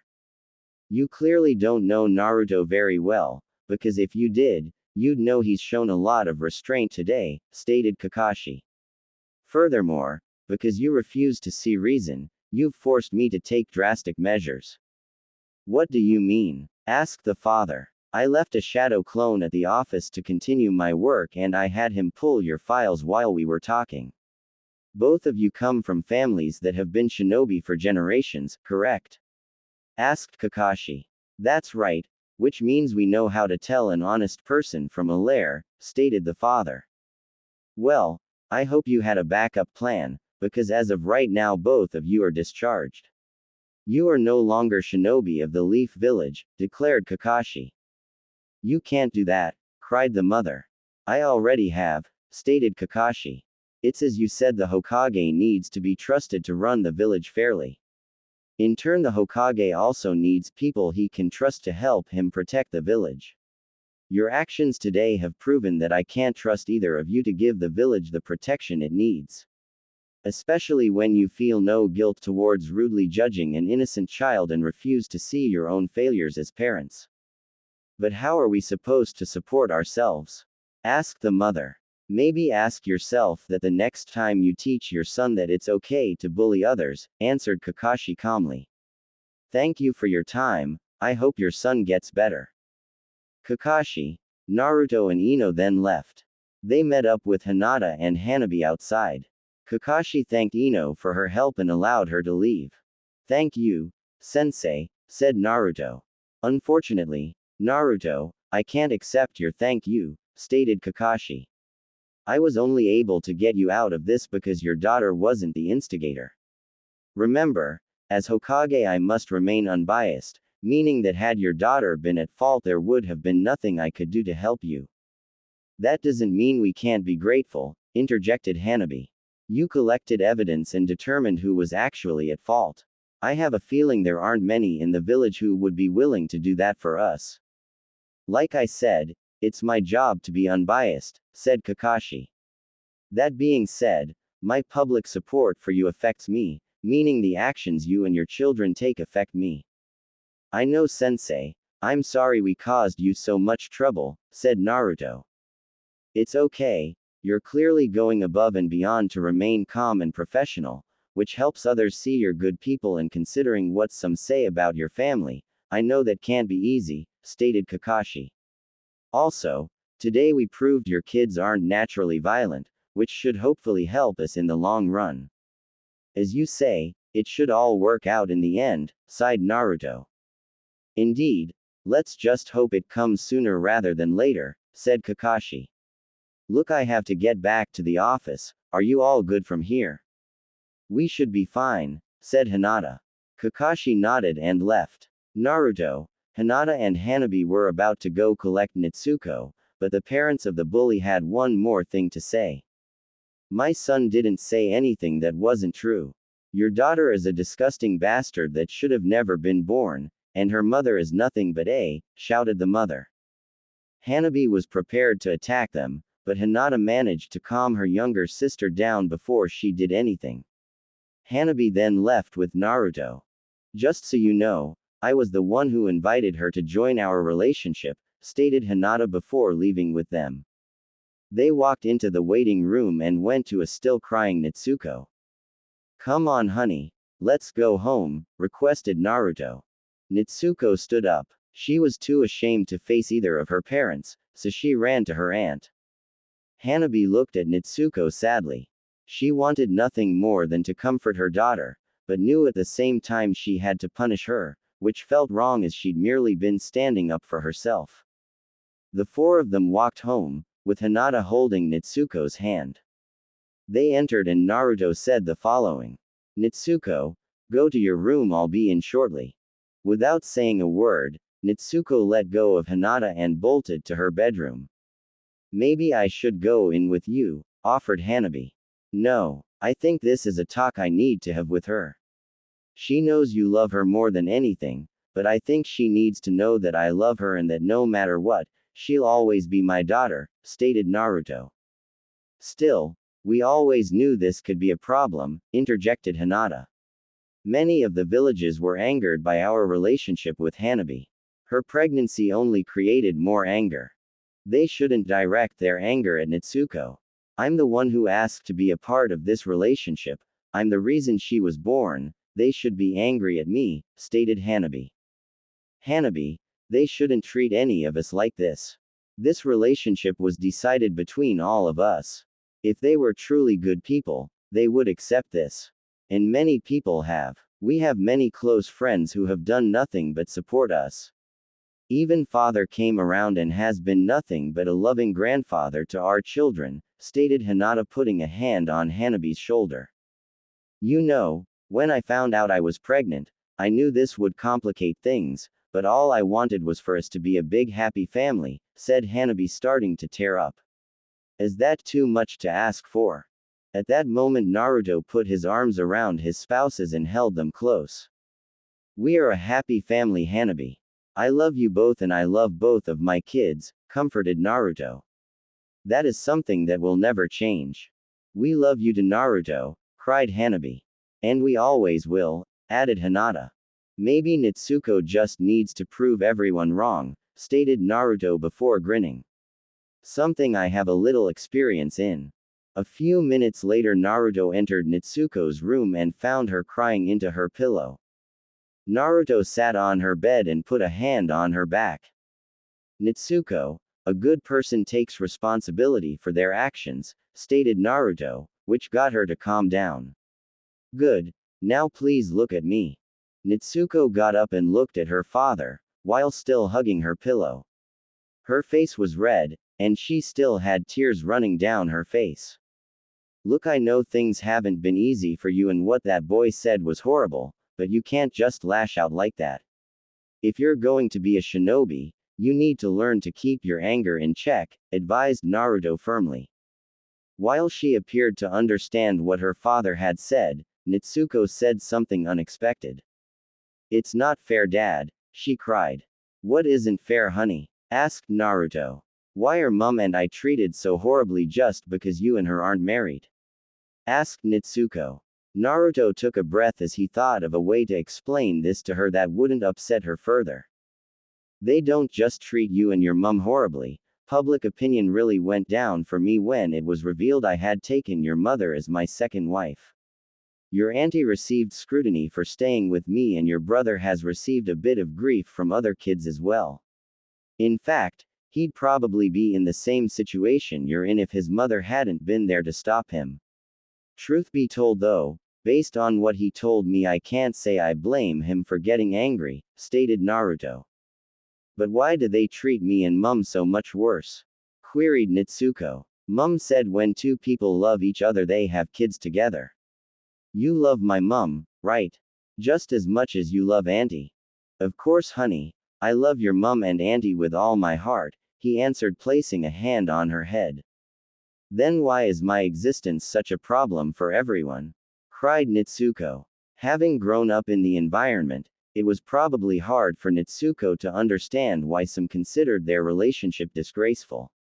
He would just have to explain it in a way she would understand. Nitsuko, you see plenty of kids out with their parents, right? Asked Naruto. She nodded. How many do you that have three parents like you do? Queried Naruto. Nitsuko stopped and thought about this.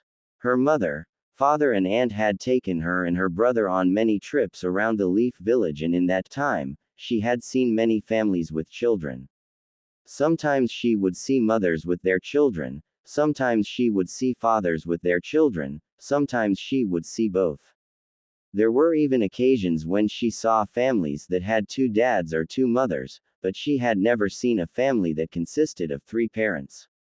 None, she answered. That's right. That's why some people find our relationship weird or even disgraceful. Because to them, it seems unnatural that I can love and have two women be my wives, stated Naruto.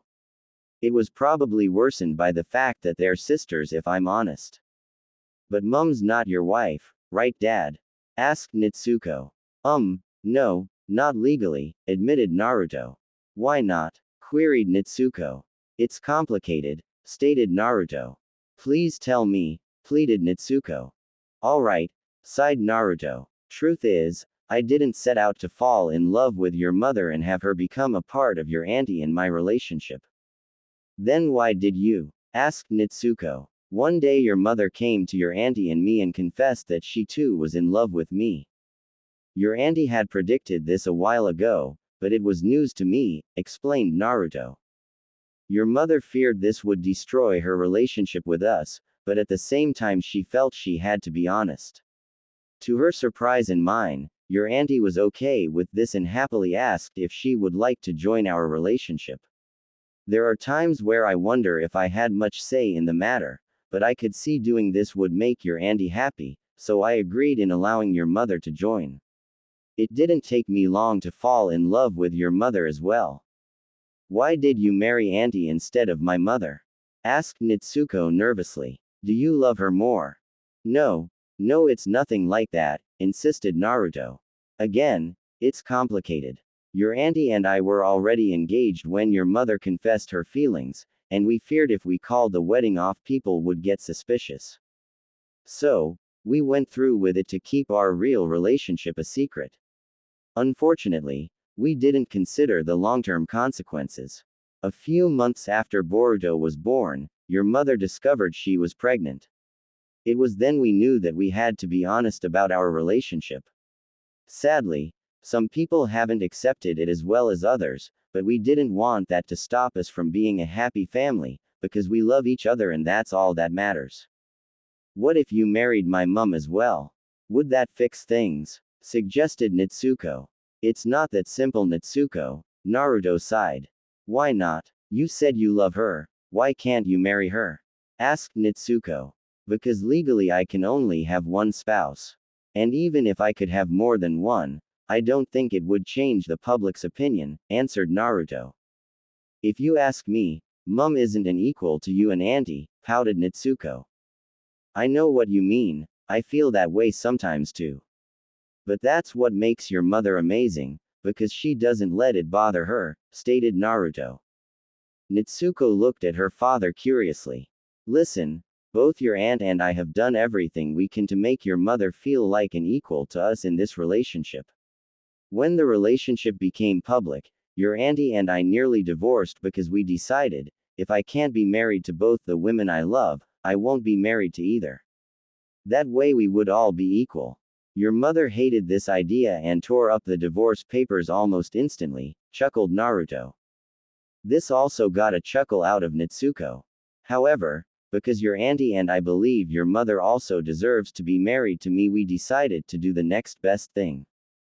We had another wedding ceremony so she could have a special day like her sister did. We knew our union wouldn't be considered official, but it was the best we could do. We even gave her an identical wedding band so she would know that we recognize her as an equal partner. Explained Naruto, who then smiled. You should have seen her face when that happened. She was so grateful we were willing to do all that for her. But then she said something that honestly shocked me. She said she didn't need all of this. Natsuko had a shocked look on her face. She said she knew what she was getting into when she joined our relationship. She knew we could never be legally married the same way your aunt and I were, and that I loved your aunt before I loved her, but she didn't care about that. The only thing she cared about was that I loved her as well. And that's exactly why I love her just as much as I love your aunt. They are the most amazing women in the entire village, and I consider myself so lucky that I was the one they fell in love with, stated Naruto. And because I love both my wives equally, I love both my children equally. Don't ever consider yourself inferior to Boruto. While I may be married to his mother, I love you just as much as I love him. Natsuko put her head down and hugged her pillow tighter. I just wish the rest of the village could see that, she cried. Naruto made her look at him. Natsuko, I wanna tell you something. When I was a kid, not only did I have no family, but I was rejected by the entire village. Why? Asked Natsuko curiously. Again, it's complicated and it's not something I like talking about. I'll tell you when you're a little older, stated Naruto. My point is nearly the entire village believed I would amount to nothing and that I would always be a failure. People are now believing the same of you. You know what I did? Natsuko shook her head. I proved them wrong. I worked hard and improved myself little by little each day. Before long I became someone the entire village admired, stated Naruto. And then you started a harem, and the village hated you again, groaned Natsuko. I wouldn't say they hated me again. They just found it a little old-fashioned, stated Naruto. Natsuko raised an eyebrow. Okay, they found it very old-fashioned and rather disgraceful. My point is, they can't completely hate me for it, because if it wasn't for my efforts in the last war, they might not be alive today. I helped them so much that they couldn't reject me again, just because I made a few decisions they didn't agree with. Explained Naruto. Unfortunately, it did stop me from accomplishing something I've dreamed of my whole life. That was to be Hokage, right? Asked Natsuko. Yup. And because of my actions in the last war, me becoming Hokage seemed like a sure thing, stated Naruto proudly. Unfortunately, the village felt having a leader who was in a polygamous marriage made them look bad, and so they forbade me from becoming Hokage. That doesn't seem fair, especially if you're the reason we're still alive, stated Natsuko. I know. They use the excuse that just because I saved the world doesn't mean I should be allowed to do whatever I want. And I agree, if I was a tyrant, I wouldn't blame them if they wanted to rise up against me and take me down, said Naruto. But you're not a tyrant, so why do they treat you like one? Asked Natsuko. I guess because in their eyes, me having a second wife was me taking my first step towards tyranny, so they wanted to stop me from reaching a position of significant power, sighed Naruto. They wanted to remind me that despite all I've done, I still have to face consequences for my actions. But your actions aren't bad, you haven't done anything wrong and you haven't hurt anyone, argued Natsuko. They don't see it that way. They see me taking a second wife as me unfairly exerting my power over others, and they don't want someone like that as their leader, stated Naruto. But didn't Mum fall in love with you out of her own free will? Asked Natsuko. She chose to be your second wife, you didn't make her. I know, in their eyes, I took your auntie as my first wife and then forced your mother to be my second wife, said Naruto. We've tried to convince the village otherwise, but they refused to believe this was something we all agreed to. How can we convince them that this was something you all agreed to? asked Nitsuko. If we do that, maybe they'll stop treating Mum and me so poorly. Unfortunately, I don't have an answer for that. We've tried to convince them, but they refuse to listen. And I can't force them to accept us, because then they'll continue to see me as a tyrant, which is not what any of us want, stated Naruto. There's only one thing we can do. We have to keep doing what I've always done. Keep fighting for acceptance. I got them to accept me once before and I know I can do it again. But how? You've already saved the world. What more can you do? Asked Nitsuko. Show them that no matter how bad they treat me, I'll always be there to protect them. We may live in a time of peace, but something tells me there will come a day where the world will be in crisis again.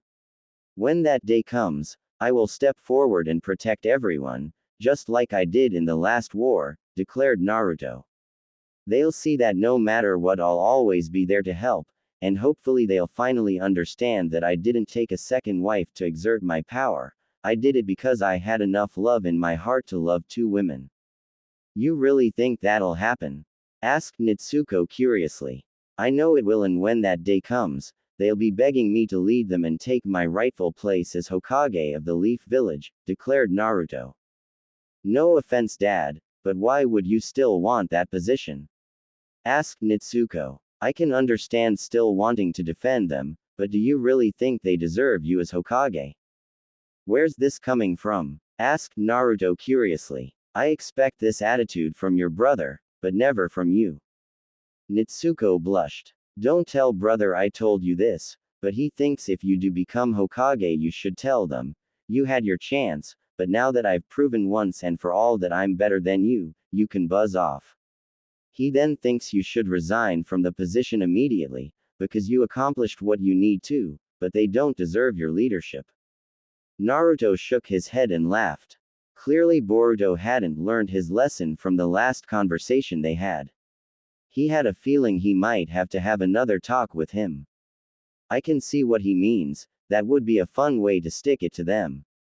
At least he wants me to become Hokage first, because he knows that'll benefit all of us, especially you and your mum, stated Naruto.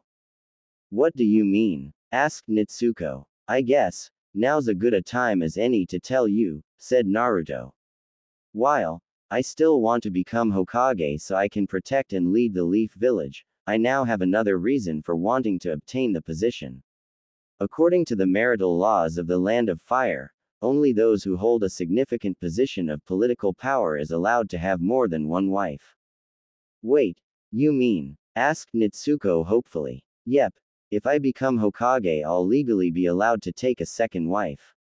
As soon as I become Hokage, the first thing I'm going to do is ask your mother to marry me, for real this time, said Naruto.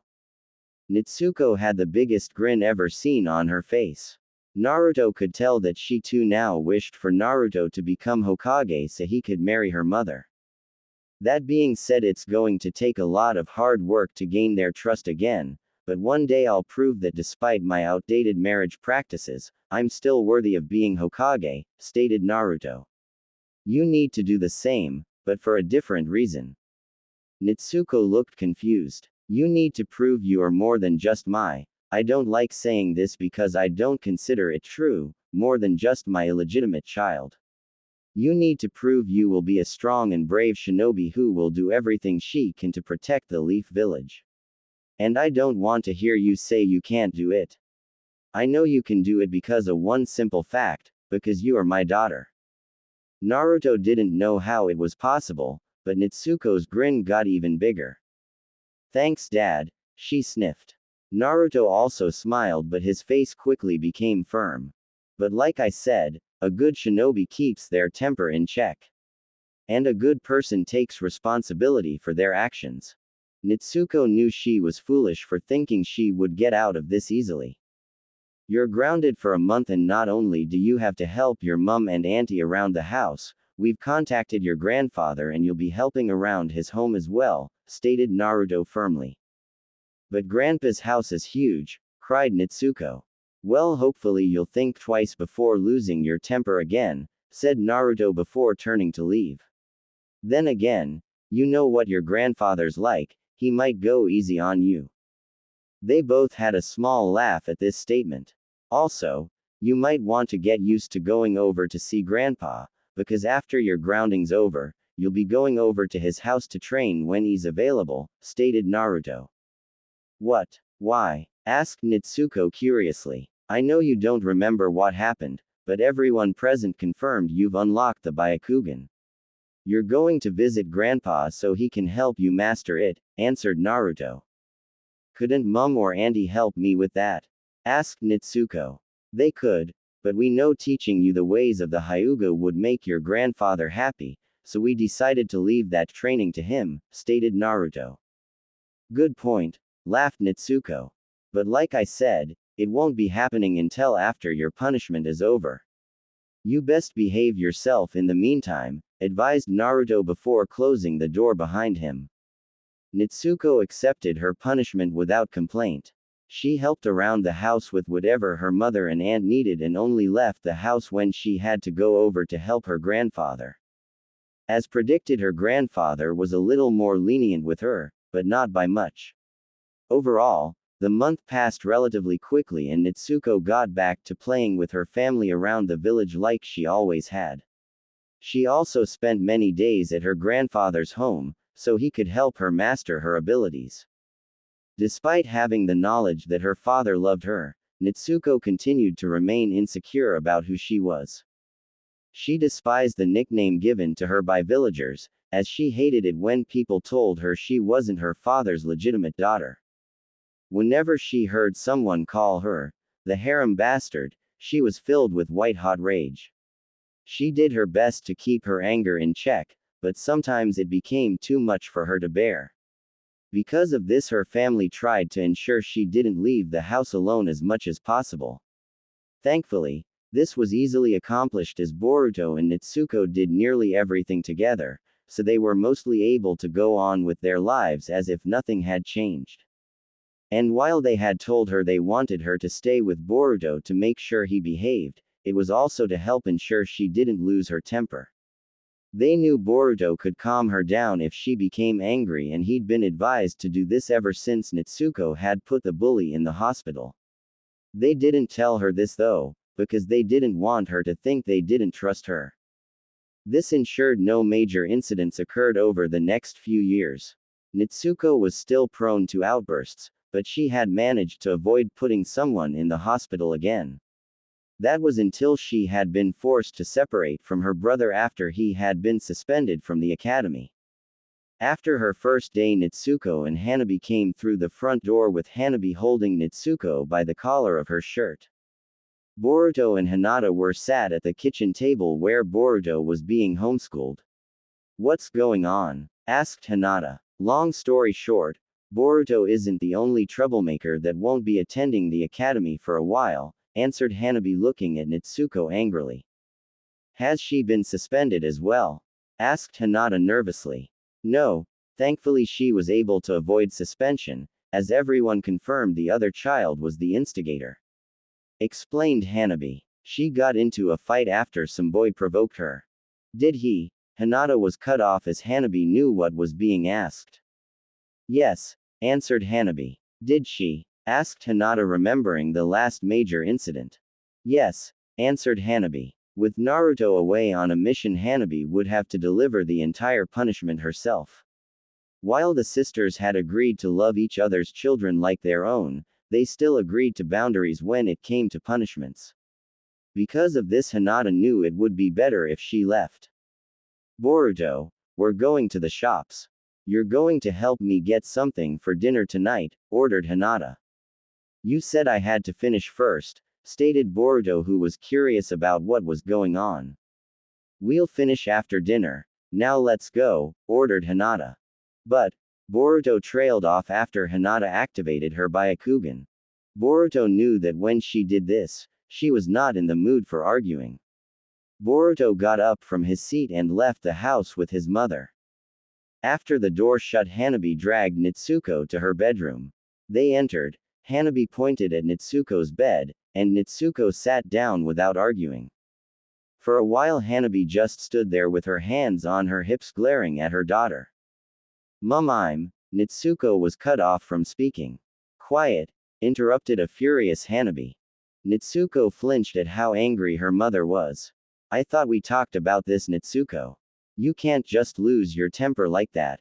We taught you Hyuga family techniques, because we thought we could trust you to use them wisely, lectured Hanabi. I know and I'm sorry, I just can't help it. I hate it when someone calls me that name, stated Nitsuko holding back tears. She hated the term, the harem bastard, so much that she could never bring herself to say it. I thought your father talked to you about this the last time this happened, queried Hanabi. He did, but it's hard, okay.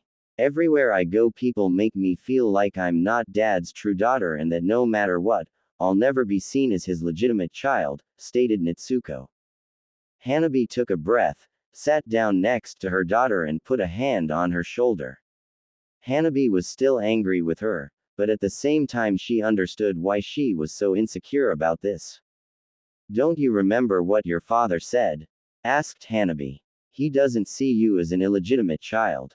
While your father and I aren't legally married, he considers me his wife and considers himself my husband, and I think the same way.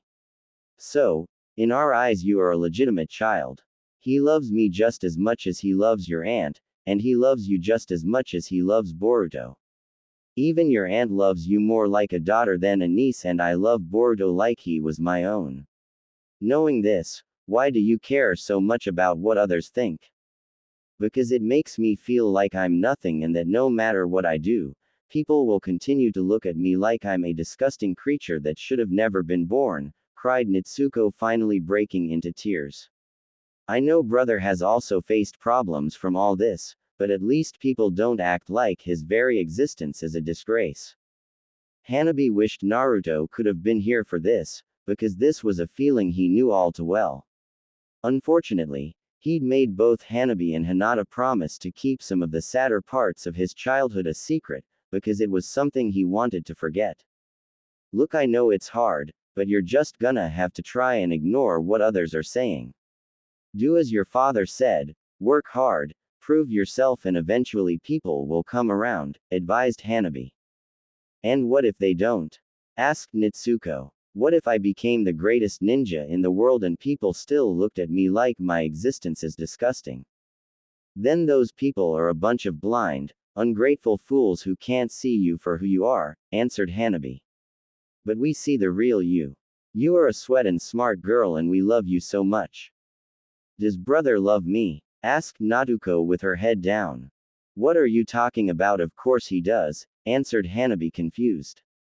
Then why does he never introduce me as his sister? Asked Nitsuko. Whenever we meet new people, he always introduces me by name. Does he see me as his sister, or just his half-sister and cousin? Only he can answer that question, but you guys have been close since you were babies, just ask him and I'm sure he'll say he considers you his sister, advised Hanabi. Nitsuko shook her head. I can't, I'm too afraid of what he'll say, stated Nitsuko. Well, you have plenty of time to ask. Do so when you're ready, advised Hanabi. Back on topic, I'm serious when I say you can't do this anymore. You caused your father enough grief after you and your brother drove that train into the Hokage's monument. Yes, you didn't hit any of the faces, but that's besides the point. How do you think he'll feel if he finds out you're getting into fights? He defended me before, answered Nitsuko weakly.